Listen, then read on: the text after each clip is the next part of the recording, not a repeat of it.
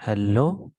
सो आज हम लोग यहाँ पे देखेंगे मोशन इन स्ट्रेट लाइन के कुछ कॉन्सेप्ट। मोस्टली यहाँ पे मोशन इन स्ट्रेट लाइन में हम लोग काइनेमेटिक्स पैरामीटर को डील करेंगे। और यहाँ पे जो काइनेमेटिक्स पैरामीटर को हम लोग समझने जा रहे हैं वो चार में से केवल दो ही काइनेमेटिक्स पैरामीटर को यहाँ पे देखेंगे। एक है पोजीशन और दूसरा है वेलोसिटी। सो दोनों के बीच में हम लोग यहाँ पे रिलेशंस देखेंगे, पोजीशंस और वेलोसिटी के बीच में क्या रिलेशन होता है। और इस रिलेशंस को देखने के लिए मैंने यहाँ पे एक ग्राफ ड्रॉ किया और इसी से समझेंगे कि कैसे हम लोग पोजीशंस और वेलोसिटी को एक दूसरे को रिलेट कर सकते हैं और कैसे ग्राफ का यूज करके बहुत सारे डाटा हम लोग ग्राफ से यहाँ से निकाल सकते हैं। सो मोस्टली यहाँ पे दो तरह की वेलोसिटी हम लोग देखते हैं, या स्पीड अगर देखें तो स्केलर क्वांटिटी है वो, और स्पीड और वेलोसिटी इक्वल होता है अगर आपका मोशन जो है वो स्ट्रेट लाइन में रहा हो। तो मोशन अगर स्ट्रेट लाइन में होगी तो यहाँ पे स्पीड और वेलोसिटी सेम होगी। बट यहाँ पे जो मोशन है वो स्ट्रेट लाइन में नहीं है, कभी ऊपर जा रहा है कभी नीचे आ रहा है, राइट। कभी x1 से x2 गया, x2 से x3 गया, x4 से गया, 4 से फिर ये नीचे आया, राइट। इसका पाथ थोड़ा सा यूनिफॉर्म पाथ है। सो यहाँ पे स्पीड और वेलोसिटी दोनों सेम होगी नहीं। डिफरेंट टाइम्स के लिए आपका डिफरेंट डिफरेंट स्पीड और डिफरेंट डिफरेंट वेलोसिटी मिलेगा। और यहाँ पे जो वेलोसिटी होगी वो दो तरह की वेलोसिटी हम लोग देखेंगे, एक है एवरेज और दूसरा है इंस्टेंटेनियस। तो चलते हैं इस ग्राफ को और एनालाइज करते हैं इस ग्राफ में, और देखते हैं क्या क्या इन्फॉर्मेशन ये ग्राफ मुझे दे सकता है। सो ऑलरेडी हम लोग जानते हैं inside a position time graph जो स्लोप होती है, जो स्लोप हम लोग फाइंड करते हैं वो स्लोप आपका वेलोसिटी होता है। तो अगर मेरे पास पोजीशन टाइम ग्राफ है और यहाँ पे ग्राफ का अगर मैं स्लोप फाइंड करूँ तो वो मुझे क्या दे देगा, वेलोसिटी देगा। तो अंदर position time graph velocity is nothing but the slope, right. So यहाँ पे एक होता है एवरेज वेलोसिटी। जैसे कि अगर मैंने दो पॉइंट उठाया, लेट इट भी, अगर मैं दो पॉइंट उठा रहा हूँ, एक है T3 और दूसरा है T4, इस टाइम के बीच में देखूं तो यहाँ पे अगर मैं स्लोप फाइंड करूँ दोनों टाइम के बीच में तो एक राइट एंगल ट्रायंगल का कॉन्सेप्ट यहाँ पे यूज कर सकते हैं। सो लेट इट बी, मैंने यहाँ पे एक राइट एंगल ट्रायंगल ड्रॉ किया, राइट। सो ये जो एंगल होगा यही कहीं ना कहीं आपको यहाँ पे एक वेलोसिटी देगा दो टाइम के बीच में, जिसको हम लोग बोल सकते हैं कि ये एवरेज वेलोसिटी रहा होगा। सो टेंजेंशियल एंगल जो होती है वो एक तरह से आपका स्लोप भी होता है, यानी आप एवरेज वेलोसिटी फाइंड करें या उसका टेंजेंशियल एंगल फाइंड करें, वो कहीं ना कहीं आपको वेलोसिटी यहाँ पे बताएगा। सो इन दोनों के बीच में अगर मैं देखूँ कि वेलोसिटी कितना होगा जो कि एवरेज वेलोसिटी होगी, सो इसको वी ए वी जी भी लिख सकते हैं, या बी के ऊपर बार भी डाल सकते हैं, या डेल्टा वी से भी इसको रिप्रेजेंट कर सकते हैं। सो डेल्टा वी जो यहाँ पे हो जाएगा, जो कि मैं T3 और T4 टाइम के बीच में देख रहा हूँ। So let it B average velocity across T3 and T4।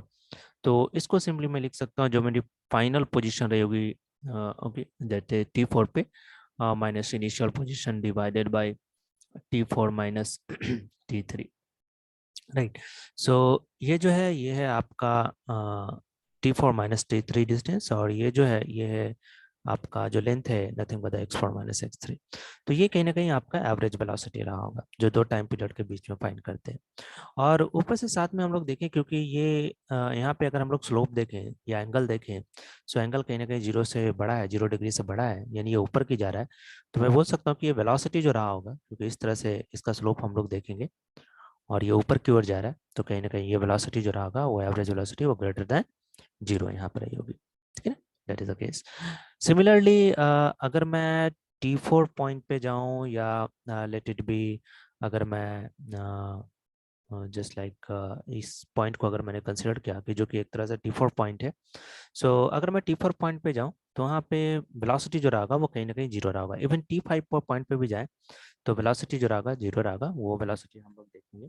उससे पहले एक चीज और यहाँ पे देखते हैं कि अगर सिमिलरली अगर किसी ने पूछा कि मुझे इंस्टेंटेनियस वेलोसिटी फाइंड करना है, यहाँ पे दो तरह की वेलोसिटी होगा, एक एवरेज और दूसरा इंस्टेंटेनियस।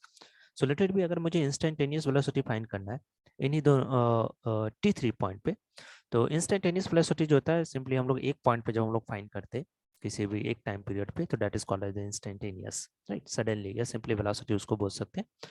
और दो टाइम के बीच में जब हम लोग वेलोसिटी फाइंड करते हैं that will be called as the average, जैसे ये दो टाइम के बीच में था एवरेज। अब यहाँ पे किसी ने बोला कि अगर मैं इंस्टेंटेनियस वेलोसिटी फाइंड करना चाहता हूँ T3 पॉइंट पे, सो लेट इट बी मैं T4 पॉइंट को T3 के पास ले जा रहा हूँ, राइट। सो इसको मैं इस तरह भी लिख सकता हूँ, instantaneous velocity simply V, so ये हो जाएगा लिमिट, ये delta T tends to zero, इन दोनों के बीच का difference. Delta T tends to zero का मतलब है कि यहाँ पे जो आपका टाइम डिफरेंस है वो जीरो के पास तो जा रहा है मगर जीरो के बराबर नहीं है, यहाँ पे मैंने उसको लिमिट डाल दिया हूँ।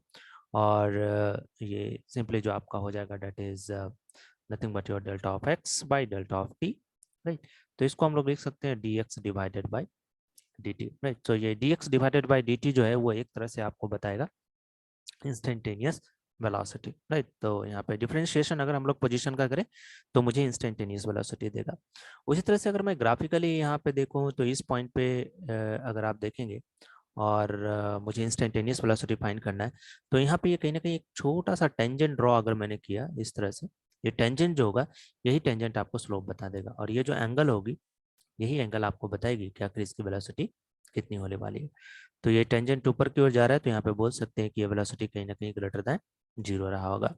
उसी तरह से अगर सेम अगर मैं यहाँ पे देखूँ, इस पॉइंट पे देखूँ, लेट इट बी ये T4 है, और इस पॉइंट पे अगर मैंने देखा या T5 पे देखा, इस पॉइंट पे देखा, और यहाँ पे अगर मैं एक टेंजेंट ड्रॉ करूँ तो ये टेंजेंट सीधी लाइन इस तरह से हो जाएगी, जो कि इंडिकेट कर रहा है कि यहाँ पे कोई भी स्लोप नहीं है। तो आप बोल सकते हैं कि eight T5 velocity at T5 जो रहा होगा वो एक तरह से जीरो रहा होगा, राइट। क्योंकि यहाँ पे स्लोप आपका कुछ नहीं, सीधा सा नो एंगल, यहाँ पे कोई एंगल का फॉर्मेशन नहीं हो रहा है। जहाँ पे एंगल 0 डिग्री से ऊपर होता है कहीं ना कहीं वो पॉजिटिव होता है। सिमिलरली अगर मैं T5 और T6 के बीच में देखूं, या अगर कोई और टाइम पीरियड उठाऊं, लेट इट बी T4 और T5 के बीच में देखूं यहाँ पे, सो T4 और T5 के बीच में अगर आप देखें तो ये जो है नीचे की ओर आ रहा है, राइट। दिस वन ये डाउनवर्ड डायरेक्शन में है। तो यहाँ पे अगर मैं एंगल देखूं, जैसे इस पॉइंट पे अगर मैंने एंगल देखा, लेट इट बी अगर मैं कंसिडर कर रहा हूँ कि इस पॉइंट पे एंगल क्या रहा होगा, राइट। सो इस पॉइंट पे अगर मैं एंगल देखूँ तो कुछ इस तरह से देखेंगे, तो ये एंगल आपका यहाँ पे निगेटिव का फॉर्मेशन कर रहा होगा, और ये जो निगेटिव एंगल है ये रिप्रेजेंट करेगा कि कहीं ना कहीं इंस्टेंटेनियस वेलोसिटी अगर यहाँ पे देखें तो डाउनवर्ड डायरेक्शन में होने के कारण से वो आपका निगेटिव होगा, राइट। सो यहाँ पे v is equal to d x by d t जो है वो आपका ग्रेटर देन जीरो भी हो सकता है, इज इक्वल टू जीरो हो सकता है, और लेस देन जीरो भी हो सकता है। जैसे इस केस में जाए तो ये निगेटिव है, और ये रिप्रेजेंट कर रहा है कि ये कहीं ना कहीं लेस देन आपका जीरो है, निगेटिव अपोजिट डायरेक्शन भी रिप्रेजेंट करता है यहाँ पे, राइट। और साथ में अगर कहीं पूछा जाए कि आखिर इसने अपना पोजीशन कहाँ कहाँ पे वेलोसिटी ने अपना पोजीशन चेंज किया है, तो जैसे इस पॉइंट पे देखेंगे तो यहाँ पे कहीं ना कहीं इसकी वेलोसिटी जीरो रही होगी, तो पहले ये वेलोसिटी ऊपर जा रहा था, वहां से सडनली ये निगेटिव हो गया, तो यहाँ पे कहीं ना कहीं अपनी वेलोसिटी उसने चेंज किया होगा, से डायरेक्शन चेंज किया होगा। सिमिलरली इस पॉइंट पे जो है यहाँ पे कोई टाइम पीरियड नहीं है, लेकिन इस पॉइंट पे अगर हम लोग देखें तो पहले वेलोसिटी सडनली अगर यहाँ पे स्लोप फाइंड करो, इस पॉइंट पर तो स्लोप जीरो है, लेकिन यहाँ पे अगर हम लोग स्लोप फाइंड करें तो इसका स्लोप ऊपर रहा होगा, राइट, इस तरह से ऊपर के डायरेक्शन में, तो ये पॉजिटिव जा रहा होगा। फिर ये इस पॉइंट पे देखो तो ये किधर आ रहा है, नीचे आ रहा है, तो यहाँ पे कहीं ना कहीं इसने अपना डायरेक्शन चेंज किया। तो जहाँ पे जैसे जिस पॉइंट पे वो डायरेक्शन चेंज करने वाला होता है तो पहले उसकी वेलोसिटी की वैल्यू जीरो हो जाती है, जीरो होने के बाद सडनली वो अपना डायरेक्शन क्या करता है, चेंज करता है। तो अगर कहीं पे भी वेलोसिटी अपना डायरेक्शन चेंज कर रहा है तो कहीं ना कहीं वेलोसिटी की वैल्यू उस पॉइंट पे जहाँ से वो अपना डायरेक्शन चेंज करने वाला होगा वो कहीं ना कहीं जीरो हो गया होगा, राइट। तो ये सिंपल सा ग्राफ में देखिए तो बहुत सारा चीज यहाँ पे रिप्रेजेंट कर रहा है कि दो पॉइंट के बीच में अगर आप वेलोसिटी देखेंगे तो वो कहीं ना कहीं आपको एवरेज वेलोसिटी होगा, और अगर उसकी वहाँ पे जो टेंजेंशियल एंगल का फॉर्मेशन हो रहा है वो अगर 0 डिग्री से बड़ा है तो वो वेलोसिटी पॉजिटिव रही होगी, ग्रेटर देन जीरो रही होगी। लेकिन अगर किसी पॉइंट पे अगर कोई स्लोप का फॉर्मेशन नहीं हो रहा है, वहाँ पे कोई स्लोप नहीं है, सीधी सी टेंजेंट लाइन ड्रॉ है, जैसे इस पॉइंट पे अगर देखूँ तो इस पॉइंट पे कहीं ना कहीं वेलोसिटी आपका जीरो रहा होगा, राइट। सिमिलरली अगर वो स्लोप डाउनवर्ड डायरेक्शन में जा रहा है, वो निगेटिव डायरेक्शन में जा रहा है, या एंगल निगेटिव हो रही है, सो कहीं ना कहीं वहाँ पे वेलोसिटी जो रहा होगा वो आपका निगेटिव डायरेक्शन में रहा होगा। वेलोसिटी है मगर वो अपोजिट डायरेक्शन में, इसलिए निगेटिव वेलोसिटी वहाँ पे शो करते हैं, राइट। उसी तरह से अगर किसी ने पूछा कि इसका एवरेज स्पीड क्या रहा होगा, late it B average speed अगर मैं देखूं यहाँ पे, अगर एवरेज स्पीड देखें, लेट इट बी मुझे एवरेज स्पीड फाइंड करना है T1 टू T5 या T6 जो टोटल मेरा टाइम पीरियड है, उस पर मुझे एवरेज स्पीड अगर फाइंड करना है, तो एवरेज स्पीड के लिए मुझे चाहिए टोटल डिस्टेंस, जो कि T1 से T6 तक का जो टोटल डिस्टेंस रहा होगा। तो पहले अगर आप देखें तो T1 से पहले ये गया, सॉरी एक्स T1 पे X1 था तो X1 से X2 गया। तो इसको ड्रॉ करूँ तो कुछ इस तरह से है कि ये आपका लेट इट बी सिंक का यूज़ करता हूँ, तो ये X1 से X2 गया है, फिर X4 पहुंचा है T4 पॉइंट पे, तो फिर ये नीचे आया है, नीचे आने के बाद फिर ये X5 पॉइंट पे पहुंचा है, X5 से फिर थोड़ा सा ऊपर गया है, और ऊपर जाने के बाद फिर ये नीचे की ओर आया है, और T6 पे फिर ये जहां से शुरुआत किया था वहीं पहुंच गया। तो अगर हम लोग टोटल डिस्टेंस देखें तो ये जो पूरा पाथ इसने यहाँ पे कवर किया ये टोटल डिस्टेंस हो जाएगा, राइट। और ये टोटल डिस्टेंस जो यहाँ पे काउंट करें डिवाइडेड बाय जो टोटल टाइम रहा होगा, वही कहीं ना कहीं ये क्या हो जाएगा, इसका एवरेज स्पीड हो जाएगा। तो T1 से T6 तक अगर मैं देखूं तो जो भी टोटल डिस्टेंस यहाँ पे रहा होगा जो इसने कवर किया है, राइट, डिवाइडेड बाय जो भी इसने टोटल टाइम लिया है। तो यहाँ पे टोटल टाइम अगर देखें तो T1 से T6 तक जो टोटल टाइम रहा होगा वही उसका क्या हो जाएगा एक तरह से। तो टोटल टाइम अगर मैं यहाँ पे देखूँ तो ये मोस्टली हो जाएगा T6 माइनस T1। और टोटल डिस्टेंस तो हम लोग को यहाँ पे देखना होगा कि उसने टोटल डिस्टेंस कितना कवर किया। तो पहले वो उसने X1 से X2 गया, X4 X5 गया, X3 गया, इस तरह से। फिर X1 से X2, X2 से X3, X3 से X4, X4 से X5, X5 से X6, इस तरह से अपने रिटर्न पे पहुंच गया। तो इसका एवरेज स्पीड इतना रहा होगा। लेकिन उसी तरह से अगर किसी ने बोला कि एवरेज वेलोसिटी कितना रहा होगा T1 से T6 तक, राइट, इस केस में अगर हम लोग देखें कि T1 से T6 तक इसकी एवरेज वेलोसिटी कितनी रही होगी, तो जहां से इसने अपनी जर्नी शुरुआत की थी, ये T1 पे इसकी जर्नी है और ये T6 पे अपनी जर्नी यहाँ पे एंड कर चुका है। तो कहीं ना कहीं इसका जो डिस्प्लेसमेंट हुआ होगा, क्योंकि वेलोसिटी जो होता है वो net displacement divided by total time, right. So net displacement कहीं ना कहीं इसका जीरो है। और डिस्प्लेसमेंट जीरो होने के कारण से टाइम तो उतना ही लगेगा T1 से T6 तक, लेकिन इसका जो नेट डिस्प्लेसमेंट जीरो है तो इसकी एवरेज वेलोसिटी भी क्या हो जाएगी, जीरो हो जाएगी। तो इस पूरे से केस में देखें तो कहीं पे आपका एवरेज वेलोसिटी जीरो, T1 से T6 तक देखें तो एवरेज वेलोसिटी इसकी जीरो है, मगर एवरेज स्पीड इसकी जो है वो जीरो नहीं है। और टोटल डिस्टेंस जो भी यहाँ पे कवर किया होगा उसके बराबर रहा होगा, राइट। तो पोजीशन टाइम ग्राफ अगर आप ड्रॉ कर रहे हैं तो ये आपको बहुत सारी इंफॉर्मेशन यहाँ पे दे सकता है, राइट। उससे हम लोग निकाल सकते हैं।